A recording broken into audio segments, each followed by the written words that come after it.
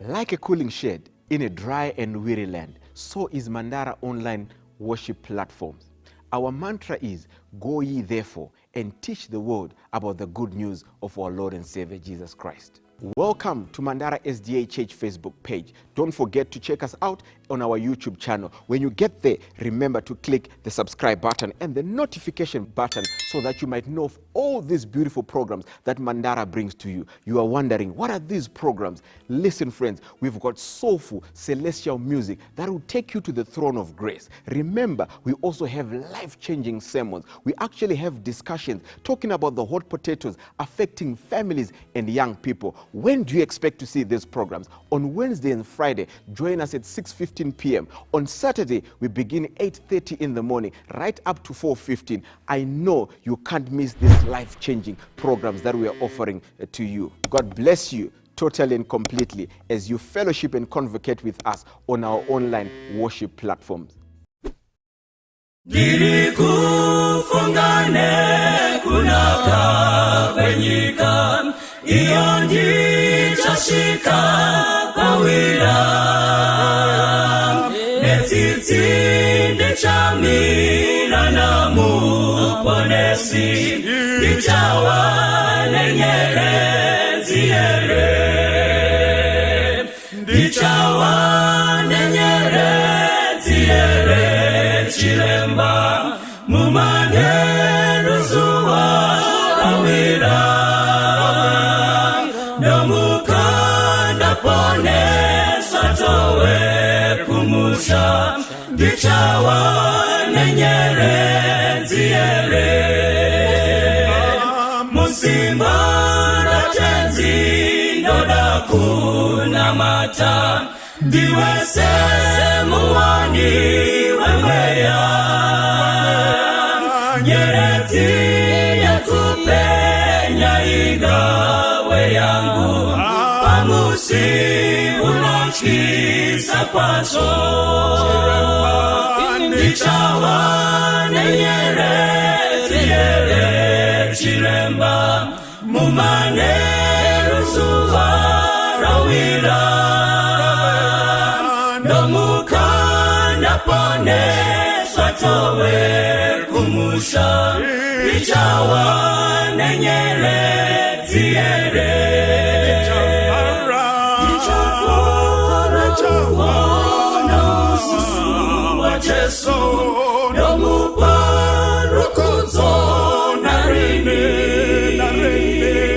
shichandi fatamu mushawe ndarama kutindi kawana nyerezi chiremba ichawa nyerezi chiremba mumane rusuwa rawira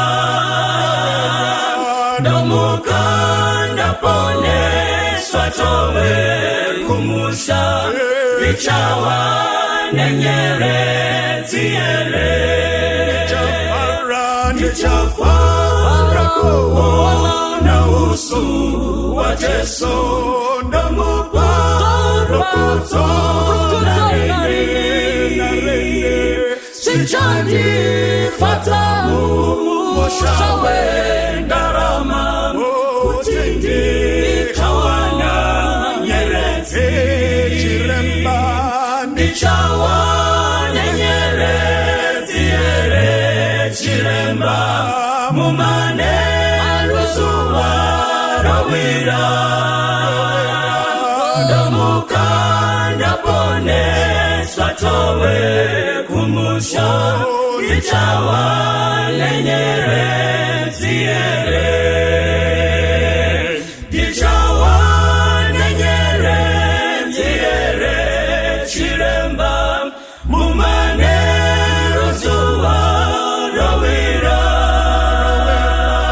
nomukanda pone swatowe kumusha ichawa nenyere ziere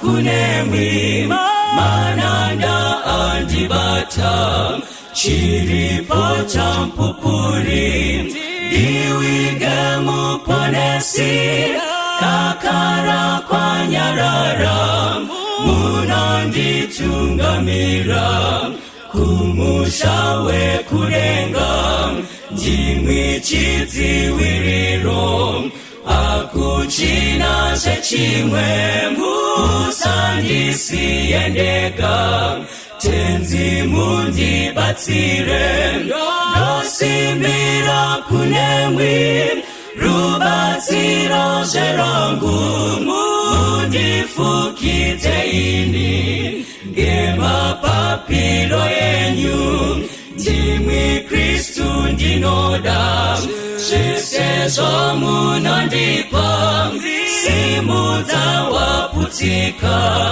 rapanyi vanorara zita renyu royera ini ndega ndashata ndazara ngezvitema mwazara dinemutsa kunemutsa kunemwi wekuchenesa ini rega uzondirapa moyo wangu mukati zvetsimere upenyu pinda mumoyo wangu rirambe chiwerera kuzondipa upenyu zvetsimere upenyu pinda mumoyo wangu rirambe chiwerera kuzondipa upenyu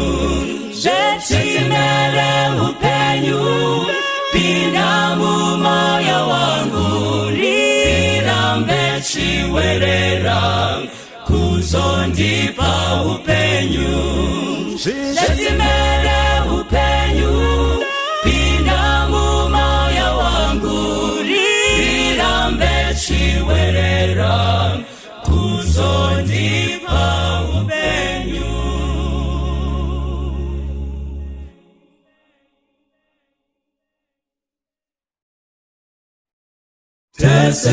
Tesetai tasewai tapumuka kure ndingaona senyinzira yekuwa mudanga ndirinzira ini upenyu aui kuna baba usineni ndirinzira ini upenyu aui kuna baba usineni ndatenderezwa nenamo Mwari anondinzwa apo wazhinji wachema dozi wasenyidi ndirinzira ini upenyu aui kuna baba usineni ndirinzira ini upenyu aui kuna baba usineni kuna Kristu nzira nedi andichapumuki ondiisa kuna baba kumushawe mbiri ndirinzira ini upenyu aui kuna baba usineni ndirinzira ini upenyu aui kuna baba usineni ndirinzira ini upenyu aui kuna baba usineni. Ndoda kumukwazisai mose nezita raJesu anogara nekusingaperi. Mukati mezuva ranhasi takatarisana nemhuri. Tanga tichida shandura mupondo timbotarisa panyaya yevana. Bhaibheri rinotiko vana inhaka inobva kuna Jehovha. Nhaka iyi kutopiwa chipo chawapiwa naMwari, ndo zvinotaurwa naMwari pamusoro pevana. Asi zvakare mukatarisa kuna Zvirevo chapter 17 pavhesi ya 25 richitaura pamusoro pevana, vhesi ya 25 inoti iyo panapa: mwanakomana benzi anochemedza baba vake, anoitira mai vake vakamubereka zvinovava. Mwanakomana benzi anochemedza baba vake, anoitira mai vake zvinovava. Mukati mezuva ranhasi, vana vaMwari, takatarisa pavana vatakapiwa naMwari. Bhaibheri riri kutoti iko panapa, mwanakomana kana afunga hake zvechirombe zvekutsvaka zvimwe zvaangatsvake mukati meupenyu, zvisinei nekuvaka upenyu hwake, zvisinei nekuteerera, kuzvihlora vari pamba, achirespekta vabereki vake, achidzidza, achienderera mberi neupenyu, mhuri ichikura, kana akazvisiya zvese izvozvo akazvifuratira akatanga unhubu, hanziko zvinorwadza mubereki. Mubereki haafare, mubereki anorwadziwa kusvika pokupedzisira. Mwana kana asvika pakuita zvakaipa mukati meupenyu, makamboona here kuti vabereki vanosvika pakuomerwa? Asi ndafarira zvataurwa nebhaibheri. Bhaibheri riri kutiko mwanakomana benzi anochemedza baba vake. Now, nyaya iri kutaurwa panapa iri kutaura nezvemaemotions anenge akwira, kugumirwa kunenge kwasvika mukati meupenyu, to the extent yekuti iko a parent, mubereki, anosvika pakusvimha musodzi pamusoro pemwana waakabereka. Asi makambozvitarisawo here kuti mukati meupenyu ari kunzi mwanakomana benzi uyu anozokurawo otoita mubereki, asi upenzi pamwe akatokura nawo, otoita munhu mukuru. Upenzi uyu hwakagara mudundundu make, upenzi uyu huri muchipfuva chake, zvakadaro zvekuti katsika kaya kahushiri ine muririro wayo anokura nako, agotopinda mukati mekuone mhuri yake, upenzi hwakanamatira paari. Saka pfungwa yandiroda kuti tibate panapa ndiye kuti iko ichokwadi kuti mwanakomana benzi anochemedza baba vake, anoitira mai vake zvinovava. Asiwo zvakare mubereki, ndopfungwa yandiinayo mukati mezuva ranhasi, mubereki benzi, kana kuti iko mubereki abva pakutsamira pana Jehovha pakurera vana ava, anorwadzisawo zvakare vana vake. Mukati mezuva ranhasi tangachida kuti iko tiite focus kana kuti tizembere panyaya yevana vari mukati medzimba dzedu. Musoro wenyaya unonzi iko musaomesera vana. Mwari dai angatikomborera patichadzidza mukati meshoko raMwari. Makazviona here kuti tinotaura nezvemisikanzwa yevana, kusanzwisisa kwavanoita mukati meupenyu, asiwo zvakare kurwadziwa kunoita vabereki, kugumirwa kungaita vabereki. Kana mwanakomana kana mwanasikana aita nzenza, arasika, kurwadziwa ukoko ndokuremerwawo zvakare kunoita vana vedu when we make foolish decisions pamwe pacho mukati meupenyu. Ndakachida kuti iko tizvizive mukati mezuva ranhasi kuti pane zvimwe zvinhu zviri kuitika mumichato mazuva ano ekupedzisira zviri kuomesera vana. Pane madecisions atiri kutora sevabereki zvinosvitsa kuti iko vana vasvike pakuomerwa pokupedzisira kushaya kuti odii. Vana vazhinji tiri kuwana maripots ekuzvisungirira, vana vazhinji tiri kuwana maripots ekunwa mishonga michetura vachisvika pakufa, kwete nekuti iko misikanzwa yake yazomubata mhanda matsipa nezuva racho iroro, kwete, aiwa, asi afunga anyatsotarisa akanyatsoona mamiriro akaita upenyu hwake, kuti pane mapirinjanjanja, minzwa yemupangara, zvakaita bvonyongera, ibinda uchiseka purazi radzuda, ari pamusha, asi zvinhu zvakaoma nekuda kwemadecisions atorwa nevabereki mukati meupenyu. Ndozvatinoda kuti titarise mukati mezuva ranhasi. Musaomesera vana ndomusoro wenyaya. Kuna Proverbs chapter 13 pavhesi ya22. Musaomesera vana ndomusoro wenyaya. Proverbs chapter 13 pavhesi ya22. Chimwe chinhu chinoita kuti iko vana vasaomeserwe upenyu, vasashaye pekutangira mukati mekurarama, ndipekuti iko vabereki vanofanirwa kufunga upenyu paunenge uchifamba. Vanofanirwa kufunga nekuti vana vangu kana vakuda kuzorarama vega vachatangira papi. Tiri kutaura nenyaya yenhaka. Something chekuti iko mwana awane pekutangira tushoma kana kuti tuzhinji, hameno pamwe mazano.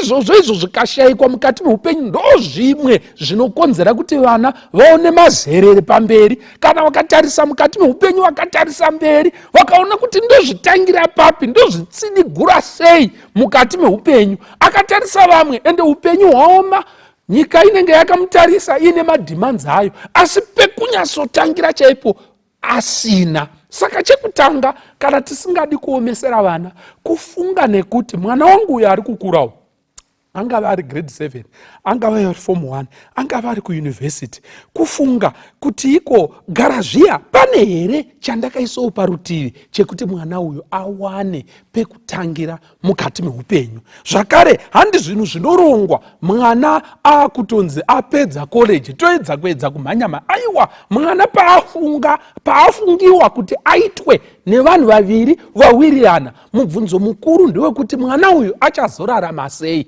Tinei chekuti timutsigirewo apa. Kana tichitaura nyaya iyi, hatisi kukurudzira usimbe vana vaya vanokura vasina kana chavanogona mukati meupenyu, vakatarisa nhaka nezvakaunganidzwa nevabereki. Handizvo zvandiri kutaura izvozvo izvo. Ndiri kutaura zviri genuine, zviri basic pekutangira mukati meupenyu, pamusoro peupenyu hwemwana. Proverbs chapter 13 pavhesi ya22. Vhesi ya22 inoti iyo panapa, munhu akanaka achasiyira vavana vake nhaka, asi pfuma yomutadzi inochengeterwa vakarurama. Muri kunzwa nyaya iri kutaurwa panapa nebhaibheri. Hanzi munhu akanaka, a righteous man, achasiyira. Urighteous huchaonekwa, zvimwe zvacho zvinoratidza kuti you are a righteous man. Kuronga kuonekwa nekusiyira vana vevana vako nhaka. Now bhaibheri maona kuti riri kuti vana vevana vako, kwete kuti vana vako. Zviri kutaurwa panapa ndezvekuti vana vako zvatokwana, vakwana, ende waenderera mberi kuti ivo vana vangu ava kana vaane vana vavo vachadyei, vachatangira papi. Hanzi munhu akarurama hazvina kunzi anosiyira vana vake. Aiwa, zvanzi munhu akarurama anosiyira vana vevana vake, zvizukuru. Ndo zvaanetenge akutorongera vana vakwana, vamira pakanaka, vane pekutangira mukati meupenyu. Havaite shena kumeso kana vatarisana nenyika, zvekudzidza zvapera, havatangi kunetseka kuti totangira papi. Vane somewhere, at least somewhere, pekungotangirawo mukati meupenyu. Zvikanzi munhu akanaka, a righteous man, anosiyira vazukuru vake pekutangira mukati meupenyu. Ndoda kutaurira vana vaMwari, mukada kuti mutarise vamwe vana vari kukura, vatoo vanhu vakuru varoda kuedza kutanga upenyu, munoyasoona kuti munhu uyu ane shungu dziripo mukati meupenyu, anozama harare, anoshanda siku nesikati, asi chaleka ndechekuti simba zhinji riri kumwiwa nezvakasiyiwa nevakafa kare. Makamboona here kuti mukati meupenyu hwechishona pane saiko rinoitika? Kana makamboritarisa, nyatsocherechedzai mukati memhuri yenyu, munoona kuti kana tichirarama tinenge tichirarama pasi pababa vedu vakatibereka. Baba vedu ava vakatibereka pamwe pacho vanoita mhuri yavasingagoni kuchengeta, zvakadaro zvekuti iwe uchitopedza basa unototanga kuendesa vana vababa vako kuchikoro. Vamwe vanoremedzwa to the extent yekutopedzisa roora yamai vakafa kare kare. Zvinenge zvakaoma zvichinetsa mukati meupenyu, zvakadaro zvekuti iko unenge unosvika pakuti iko vana vako varikuda kuenda kuchikoro, vana vababa vako varikuda kuenda kuchikoro, iwewe wacho urikuda kutsvaga kuona kuti iko zvakamira sei. Ungambovaka apo nepapo apo nepapo apo nepapapo apo nepapapo, asi nguva yacho painongosvika pachivanhu chedu mudhara ati dhii, unoona kuti iko mwanakomana mwanasikana anosiyirwa zibhedheni rinotyisa rekuendesa vanhu kuchikoro, kubhadhara zvikwereti, ende mudhara akarwara ukatomuchengeta futi, ukagara naye ukamuriritira, mari yese ikamwiwa, ende paanozoti dhii unenge usina kana sendi. Paanoti dhii paya wotarisana nevana, iwewo pachezvako kusumuka kwako kwakutonetsa, kune kwakutoda mapitse kusvikira mhuri yati paunozonoti kwakuda kunopukunyuka, ndo paunotanga kuripita history iya. Dzimweni dzenguva wombva waritrenchwa kana kuti waritaya, hapana chawakaunganidza, pride inenge iripo. Makamboona here? Ndiye kuti iko at least ndakaendesa vana vamai vangu kuchikoro, mubereki wangu akafa ari mukati memaoko angu, asi chawasara nacho panenge pasina, chawakasiyirwa panenge pasina, chekunyatsobata panenge pasina. Ndo pride yaunenge uinayo, ende iyi pride yakanaka. Zvakanaka kuzviita izvozvo, asi zvinokunwa wosara usisina, kana stress yotokubatawo. Kana yakubatawo, vanawo vako vanenge vati kurei, wekutanga pamwe ndeye anenge akusenza, ndo paunofawo. Cycle iya yotanga kuti repeat itself. Ndoda kutaurira vana vaMwari, somebody anofanirwa kuita break that cycle. Yakadaro yekuti anoshanda nesimba, agozviriritira iye, agoriritira hama nguva ichiripo, agoplana, agoita strategy nesimba, Mwari achimukomborera. Zvakadaro zvekuti vana vake vane pekutangira, havasi burden to each other. Iwo mubereki wakavagadzirira. Zvikadaro mukati meupenyu hazvina guarantee yekuti hapana zvawangazosangana nazvo, asi kana paine zvawazosangana nazvo zvinoitika mukati mekurarama, asi iwe wakaita pako. Ndoda kutaurira vana vaMwari, kana pasina chauri kurongera vana vauri kufurirana namai kuti muite, kana pasina chauri kuvarongera mukati meupenyu, kana vasimo mukati memaplans, maplans angoripo chete ndekuti vanofanirwa kuzvarwa, kana zvakadaro idi Mwari hafari nazvo. Tsvakira vana vako pekutangira mukati meupenyu, musaomesera vana ngavawane pekutangira. Zvinogona kunge zviri zvishoma kana kuti zvakawanda sekutaura kwandamboita, but at least something. Ndoda kutaurira vana vaMwari, even principles.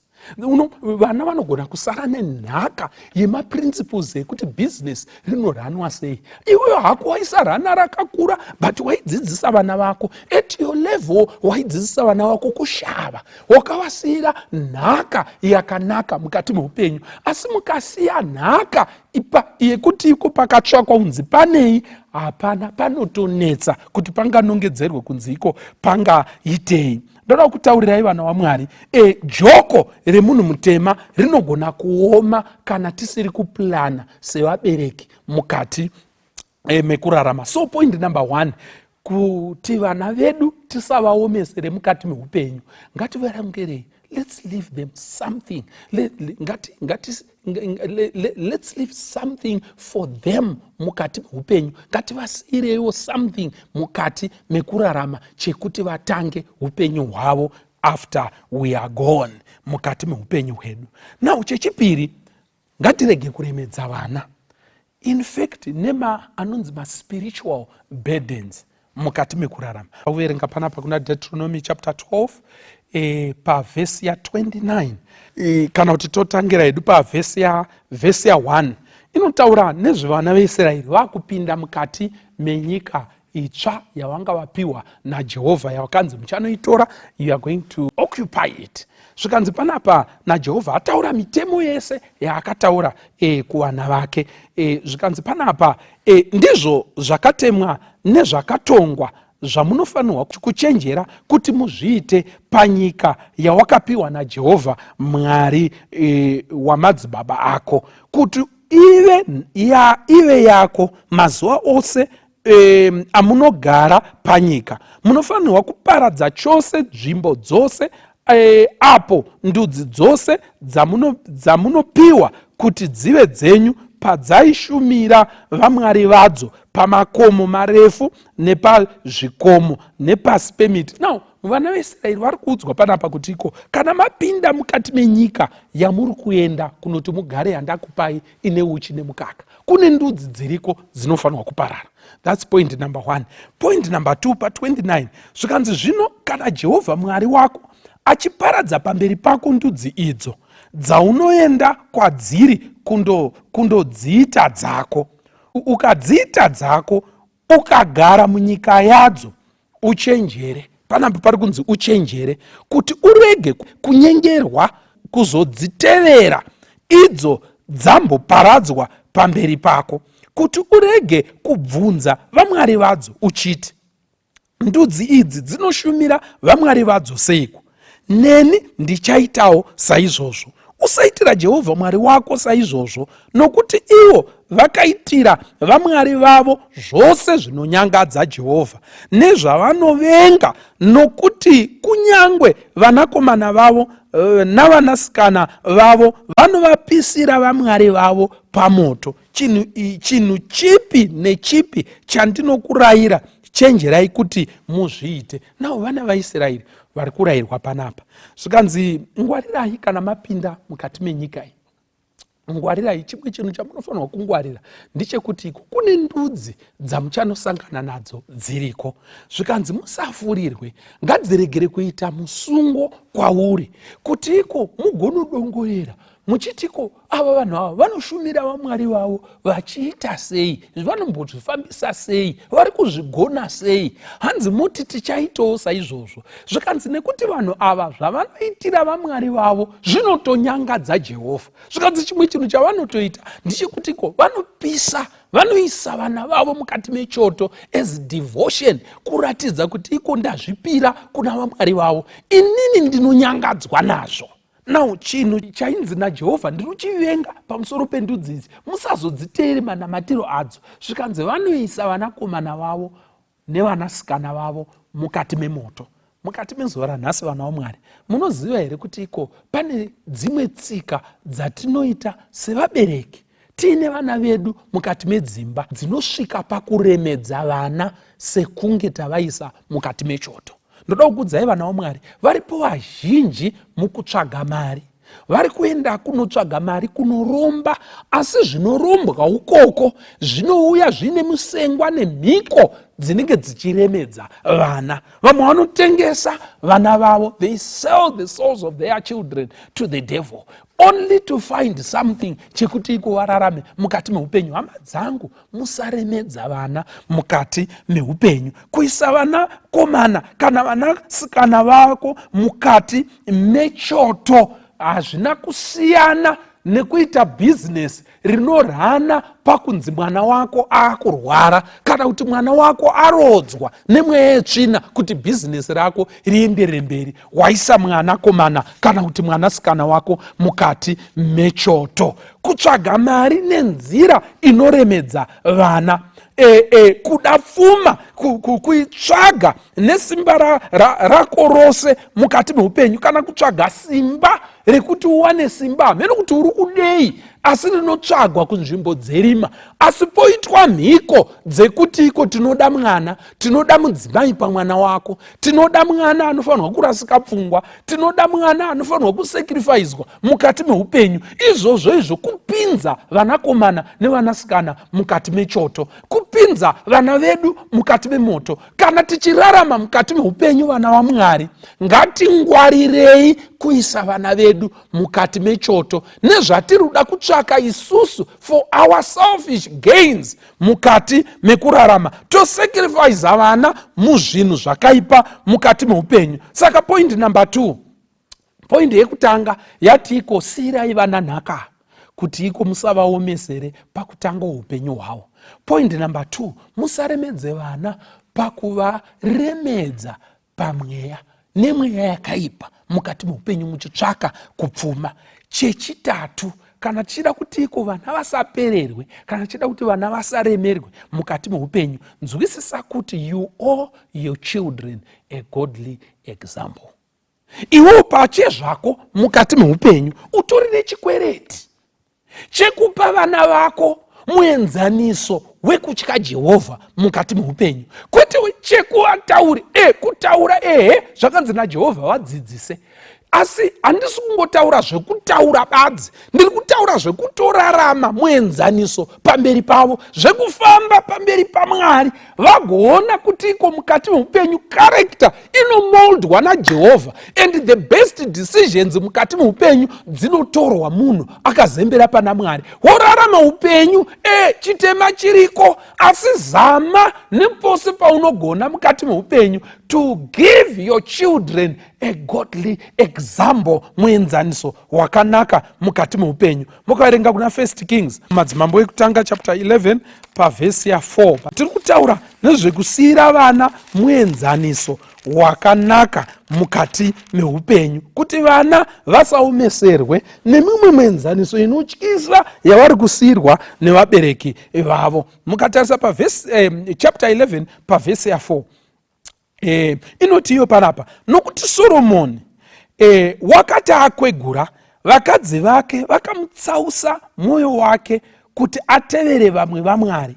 Mwoyo wake hauna kuzova wakarurama kwazvo kuna Jehovha Mwari wake, sezvakanga zvakaita mwoyo waDhavhidhi baba vake. Muri kuona nyaya iri kutaurwa panapa, muenzaniso wemwana uri kunziko, mwana uyu akaita zvakati, akaita zvakati. Hanzi wakarasika Soromoni akwegura jakuchichi remadzimai raakanga ainaro. Hanzi vakamubvisa akanamata vamwe vaMwari akwegura. Nekuda kwaizvozvo zvikanzi nebhaibheri haana kuzofamba nenzira yakarurama sekufamba kwakaita baba wake Dhavhidhi. Muri kuona kuti iko David anga atosiyira muenzaniso, ende bhaibheri riri kutorekodha muenzaniso uyoyo. Now ndoda kutaurirai vana vaMwari mukati mekurarama, muenzaniso wababa, muenzaniso wamai wakakosha mukati meupenyu. Ende ndachida kutotaurisa kune mayouth vasati wawana, vasati wawanikwa mukati meupenyu. Haikona kuwana munhu usati wamboshanya kuti uone kuti iko kumba kwavo vanorarama sei, baba vake namai vake vanhu rudzii, imbovaonawo, imboita kanguva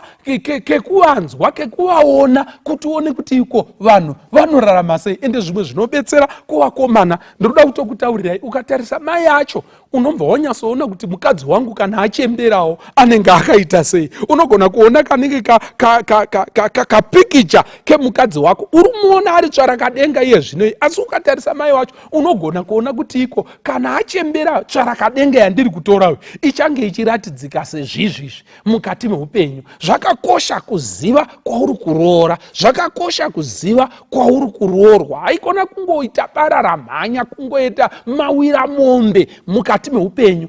Famba zvakanaka uchitya Jehovha, uchiziva kwauri kuenda. Nekuda kwekuti iko muenzaniso nezvaunoona pavabereki zvinoafekta vana zvakare mukati meupenyu hwavo. Hanzi iko Soromoni haana kuzofamba zvakanaka sezvakaita baba vake Dhavhidhi. Now chimwe chinhu chandanchida kuti ndikuudzei vana vaMwari ndechekuti iko panyaya yemuenzaniso wakanaka kuvana, tikaita muenzaniso wataita wezvakaipa, kazhinji vana vanodzikisa gejo kana vaakutiteedzera muupenyu hwavo manje.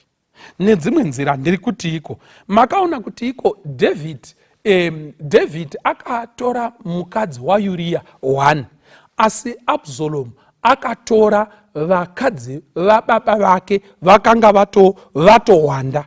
ende David akaita zvakaipa nemukadzi waUria mumba, asi Absalom mwana wake akazviita pamusoro peimba Israeri yese yakatarira. Vana vane nzira yekudzikisa gejo kana vaakufamba muzvivi zvako, kana vaakufamba mumaweaknesses avo, vanoenda mberi mukati meupenyu. Mukatarisa Bhaibheri rinotaura nezvana Manasa. Vana Manasa vaya vanonziko Manasa paakabata ushe ari mambo, hanzi wakaita zvakaipa, akakunda vose vakamutangira. Manasa akasvikoti iko baba vangu vakasvika papi panyaya idzi, iye ndobva adzikisa gejo ndokuenderera mberi mukati meupenyu hwake. Vana vanowanzodzikisa gejo kana vaakutedzera mienzaniso yedu yezvinhu zvakaipa. Kana iwewe waidzedzereka nekaso neka one day kuriko ndokubasa ndokwaunogara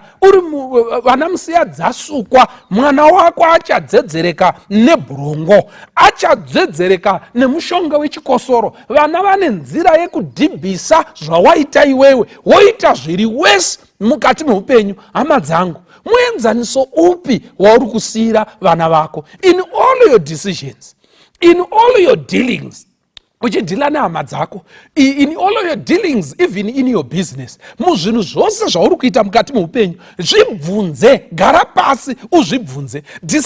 Madecisions auri kuita ari kushepa upenyu hwako, ari kusiyira muenzaniso upi? Kana ukaita zvishoma, vana vako vanoita zvizhinji, vanoita zviri wese. Kana uchiita zvemasmall house, mwana wako anovhura brothel. Ukasazvingwarira mukati meupenyu, kana vaakutedzera zvivi zvawakaita mukati meupenyu. Ndoda kutaurira vana vaMwari, kana uri robha, mwana wako achaenderera mberi. Kana uchiita zvekuzvomora zvikwama, zvekubatira vanhu mapanga, mwana wako achatoita ami yekunorobha vanhu. Vacharobha mabhengi, vatoita zviri pamusoro vana kana vachitarisa vabereki. Asi kana uine mienzaniso yakanaka, vana vako vanoisa simba pamuenzaniso yakanaka. Kana une tuckshop, vana vako vanogona kuzovaka esupermarket, muenzaniso wakanaka. Asiwo mumuenzaniso yakaipa, vana vanodzikisa gejo kana vaakutera zvivi zvemadzibaba avo mukati meupenyu. Saka we owe our children a good example mukati meupenyu. Musasiyire vana nhaka yeexample yakaipa mukati meupenyu, kufamba muzvivi, kusviba mwoyo, utsinye nezvinhu zvakaipa mukati mekurarama. Don't leave them that example mukati meupenyu. Chechina chatachida kudzidza kuti tisaomesere vana nechinhu ichi ndechekuti iko, makamboona here kuti pane dzimwe mhuri dzakadaro dzekuti iko vana vasvika pachikona chekuremedzwa nezvinoitwa nevabereki, ndo vanotomira pakati kudzirira dzivo. Vanotomuka, unotowanzwa achitoti mudhara atanga kana kuti mai vatanga, bope ramuka, vamwe vanotoita kutosvikopwanya dhoo, wokuita kukatanurai, muchida kupondana, muchida kudzipana, votoita kudzipinura. Vana ndo vanotomira kuti ho makasa ho. Muri kuremedza vana kana muchiita zvinhu zvakadaro. Vamwe vanoremedzwa in this violent nature inenge iri mukati memba. Vamwe vanoremedzwa even emotionally, kuti iko baba namai vasvotana, kana kuti varambana, kana kuti vari kupulana kurambana, kana kuti varambana asi vachiri pamwe chete, asi mumwe nemumwe anotora mwana uyu agodurura zviri mukati nezvakadzama nezvakadzika nezvemuimba yemukati, vagodurura pamwana ari fomu 1, angave mukomana angave musikana, vachida kuedza kupenda pikicha yekuti baba vako vakashata. Mumwe anouyo zvakare agodurura poison yekupenda pikicha yekuti iko mai vako vakashata. Hama dzangu, muri kuremedza vana mukati meupenyu. Vana vazhinji vanosvika kunga vachaputika musoro, vamwe vanokotsera mumaclassrooms, vamwe vanotadza udofo hune mbiri mukati meupenyu. Zvimwe zvacho vakaremerwa. Vana ava vanoremedzwa nevabereki mukati meupenyu, ndo vanotomisa mafaiti pamba. Mukaona zvakadaro, muri kuremedza vana mukati meupenyu. Hama dzangu, ndoda kukutaurirai, baba vebenzi havana mufaro, asi mwana akaita baba benzi, mufaro haupo mukati mekurarama. Musaremedza vana. Panorwisana mikono, huswa hunosara hwaoma. Panorwisana vabereki, panotukana vabereki, the grass that suffers vana. Imi sevabereki munogona kusvotana henyu, mumwe kwake mototaura kuti irombe iro handisina kana basa naye, wotonoroorwa ugogara upenyu hwekutofara neumwe murume. Asi munhu wamaisa murwenga, munhu wamaisa mupani ine mafuta ari kupisa, kusina kwokujambira, munhu wamaisa pachomanikidza, munhu wamaisa pachimbeto, vana they suffer kazhinji kacho nekuda kwemadisputes anoitika mukati mekurarama, mukati meupenyu. Saka ndakanchida kuti Mwari atikomborere, atiitire zvakanaka. Munogona kuitirana tit for tat mukati memba yenyu, ugoti nekuti andiitirawo chakati, ini ndoda kunomuitirawo mashura. Akanditsvagira musikana akaita upombwe nemusikana webasa, iniwo ndoda kutsvagawo zvangu. Zvigoitika imimi ndimuri kukandirana mascad missiles ekusvotesana mukati meupenyu, uko tigi runzi rimwe tigi murimo mukati memba. Muri kusvotesana, ende kana wamusvotesa murume nezvawazomuitirawo zvakaipa, unonzwa mwoyo wake uri kunyaradzwa kuti at least ndadzoserawo, ndakandawo fight yangu, murume otsvagawo chimwe chekuti aite. But have you ever stopped to wonder and think kuti ko vana venyu, how do they feel? Imhuri iri kuenderera mberi, ingoro yakasungwa vana ivava, ngoro iri kuenda kuchigayo, asi haina grisi. Kune kukweshana kuri kuita simbi, asi muri iri kutofamba, ichikochikari chiri kutoenda kuchigayo. Ende mutyairi, vabereki vanogona kuti iko hatina basa negrisi pamusha pano, mutyairi anogona kuti hatina basa negrisi, vagotoende kunotoendwa kuchigayo, kuchitodzokwa, ende vanhu vachitodya nechigayo neupfu hwatakurwa nengoro iyoyo isina grisi. But kana dai maimbobvunza ngoro kuti zvakaoma sei kuti iko pararamwe simbi dzichidyanana, manyazonzwisisa mukati meupenyu hwenyu. Ndoda kutaurirai vana vaMwari, ngatiregei kuremedza vana mukati meupenyu. Chekutanga ndingodzokorora zvinezvi. Chekutanga, vasiyirewo nhaka, vaone pekutangira mukati meupenyu. Vana venyu vaone pekunongedzera kuti ichi baba wangu vakandisimudzira ndichakati, chingava chikuru, chingava chidiki, angave mazano. Chechipiri, avoid all spiritual burdens. Musaomesere vana nekuvagadza mweya yakaipa, kuvatengesa kumweya yakaipa nekuda kwekupfuma kwenyu. Mwari anorova neshamu situation yakaita saiyoyo. Muri kudenha ruvengo rwaMwari mukati meupenyu hwenyu, ruchakuteverai kusvikira mapinda mukati meguva, nekuti maisa vanakomana nevanasikana venyu mukati mechoto, nekuti muri kuda kupfuma. Chechitatu chatataura nezvacho ndechekuti we owe our children a godly example, muenzaniso wakanaka, nekuti zvatinotadza vana vanodzikisa kecho, voteera zvinhu zvakaipa mukati meupenyu. Chekupedzisira, musaremedza vana kuti vaite vanomira mamediators, vanoita kukubatai muchida kurwa. Vamwe vacho they are too young to carry those burdens. Vamwe vacho munovaremedza emotionally. Uyu arikuda kuwana favor kumwana, uyu arikuda kuwana favor kumwana, mwana anodzimara akuda kupenga nekuda kwezviri kuitika mukati memba. Hama dzangu, musaremedza vana mukati meupenyu. Mwari ngakukomborere akuitire zvakanaka mukati mezuva ranhasi. I also want to pray mukati mezuva ranhasi. I want to pray for those children vari kurarama in very, very difficult situations, masurvivors for a long time. Vamwe vacho vanodzamira pana Jehovha zvinotyisa. I want to applaud you, imimi vana muri kufamba nenzira yakadaro. Vamwe they resist temptation.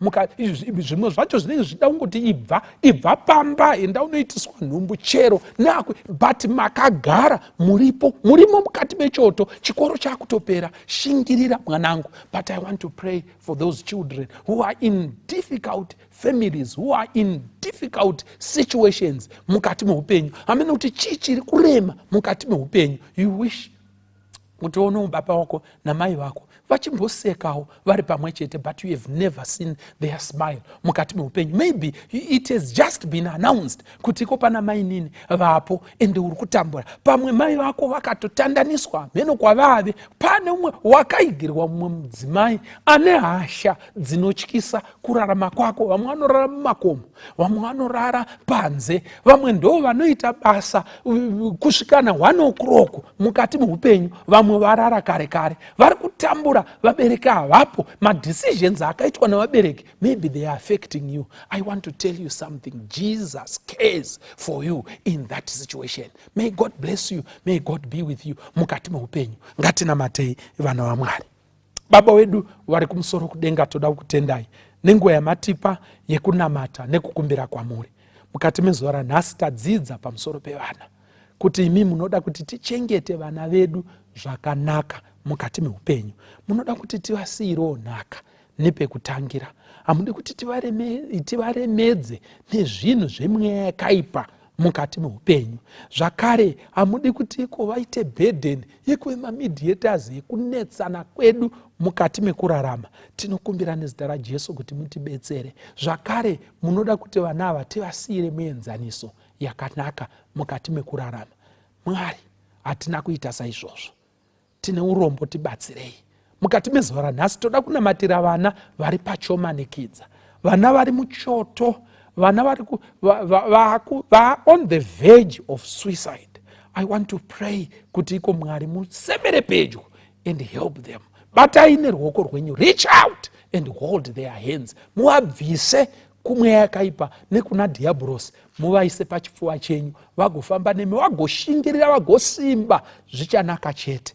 Nekuti imi munonzwa kuchema kwenherera, munonzwa kuchema kwevana vari mumasituations asina kumira zvakanaka. Rescue them, vabetserei, give them tough hearts dzekuti iko vakwanise kurarama and grow out of those situations mukati meupenyu. Zvazoita vazarire mikana, vagonobetsera nekuve mienzaniso yakanaka mukati meupenyu hwavo. Zvaitwa zvapera, nyorayo mazita evana vedu mukati metsamba reupenyu. Muzita raJesu rinogara nekusingaperi. Amen.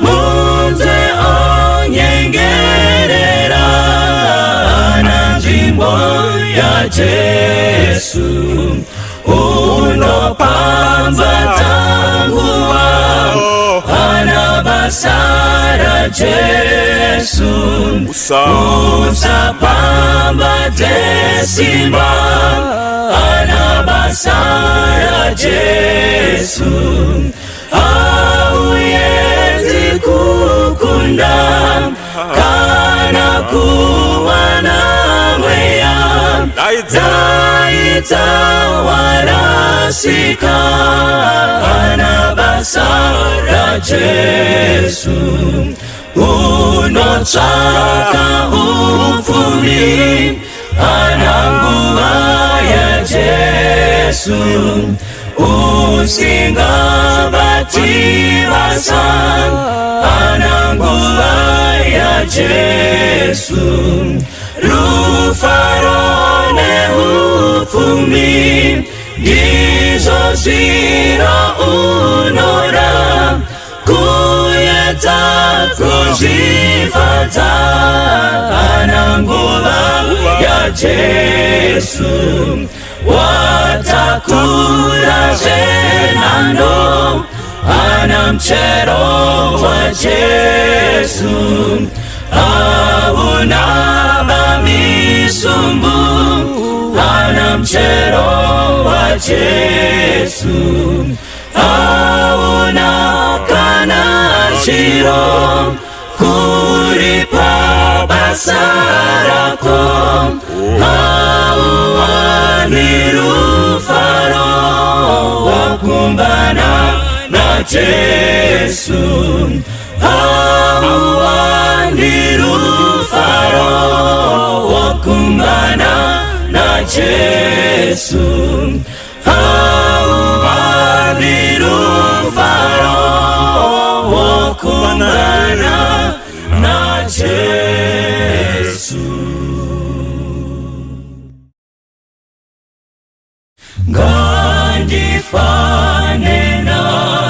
Yesu awe mponesi wangu, giza tenyine rudo, difawise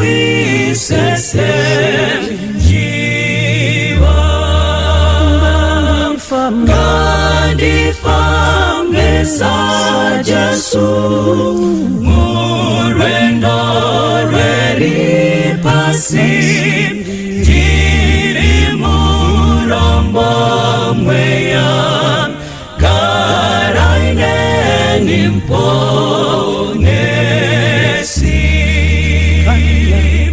kana achitwa shiri zimwe zichiputika adzitire mutsa ngedi anondizwawo anonditungamira nekundiregerera nganditwe munsene karaine nimponesi